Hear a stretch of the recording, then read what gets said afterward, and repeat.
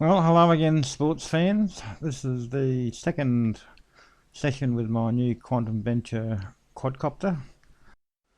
I had some problems in the maiden with it dropping out of the sky when it was on descent, and also some circling, which I now believe is called the toilet bowl effect. So I'm hoping to explore those a bit more.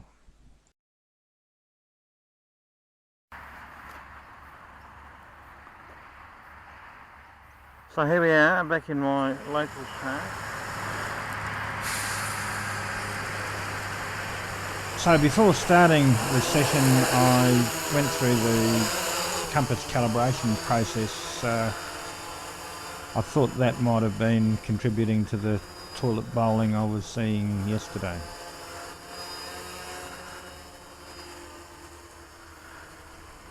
So I'm pretty pleased to see that it's not spinning at all. It's flying wonderfully straight, and I think everything's solved. But I noticed that after I put it in hover, it actually starts drifting back to me, and I do this a couple of times and it's pretty consistent. It just isn't holding its place. I've decided to bring it down because I noticed that the status LED is flashing 2 greens instead of the 1, which is supposedly indicating a good GPS fix.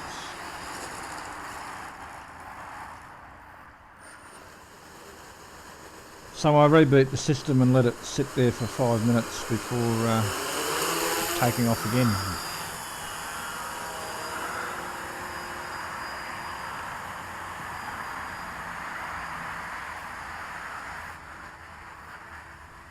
So that seems to have fixed it. It's holding its position quite well and nice and steady on the video screen.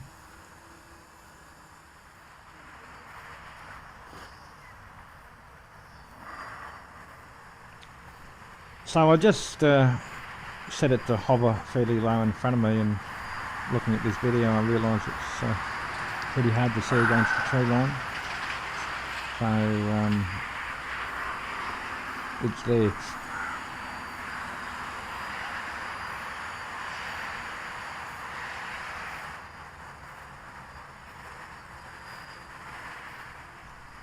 So I let it hover for a couple of minutes and then decide to see if she'll land nice and straight without the toilet bowling I was getting yesterday.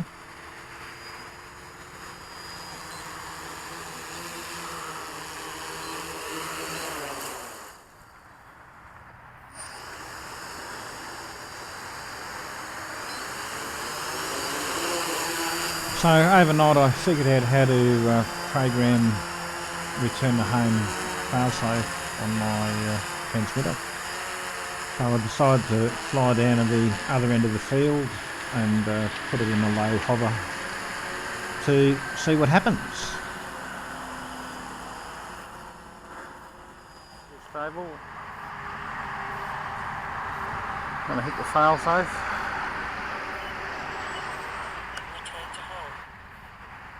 I'll hit return to home, failsafe.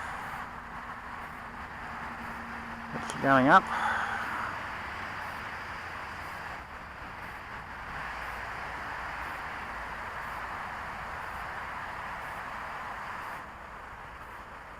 Flying towards me.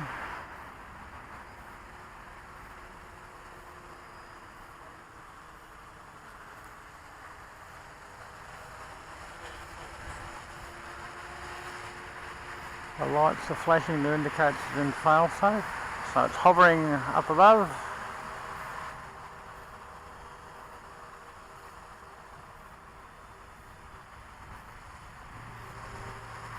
Now it's landing.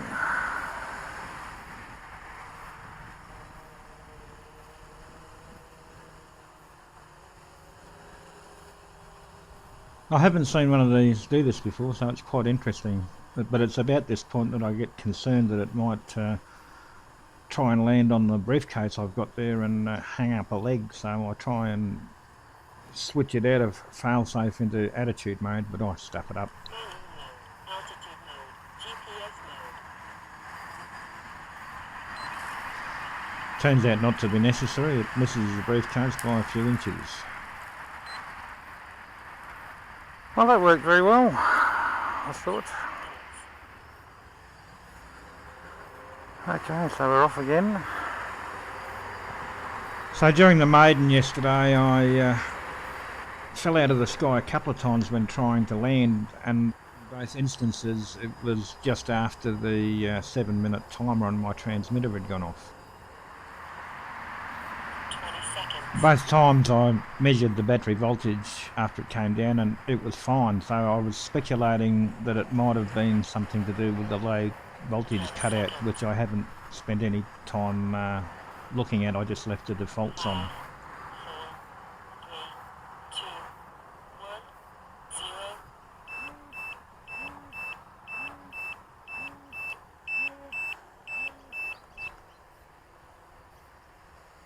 So that's the 7-minute timer going off there.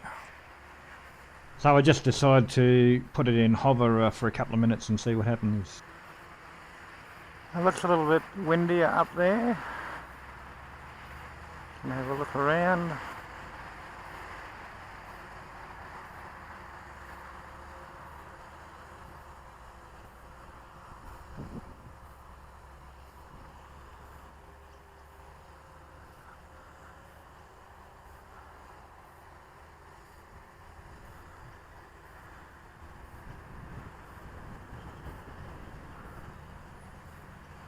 Well, that's Mount Tennant in the middle of the screen there, where I normally fly.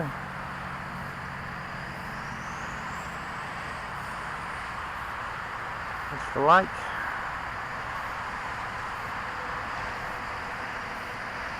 So I'm a minute over the time. Still in GPS mode, I'm going to bring it down a bit.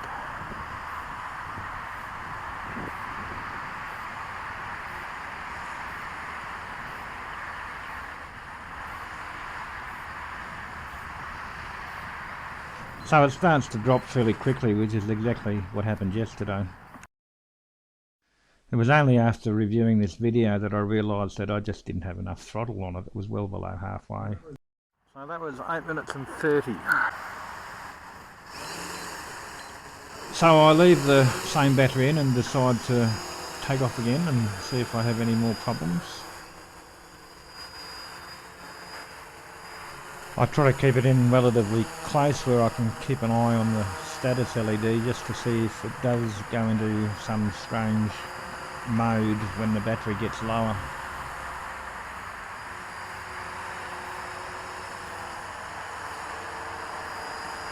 Still flashing green.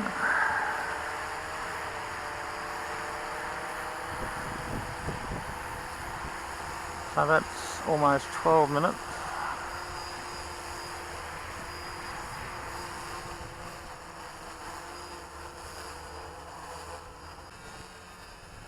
I've got two green, double green flashes.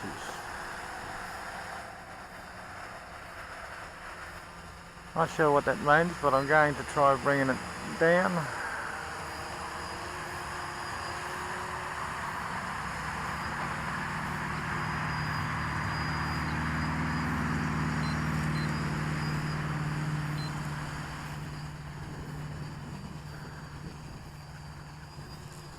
So I have no trouble this time and managed to maintain a very low hover there for a while, so I just keep going.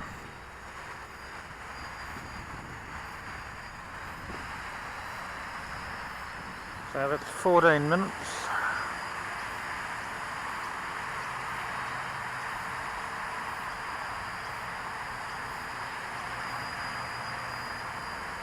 So another little fly.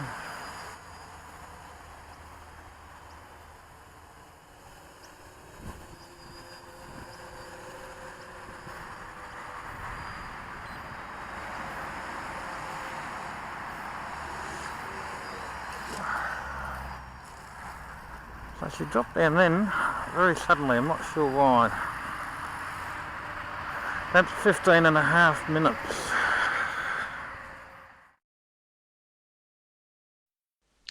In retrospect, it's quite possible I had the throttle down too low again.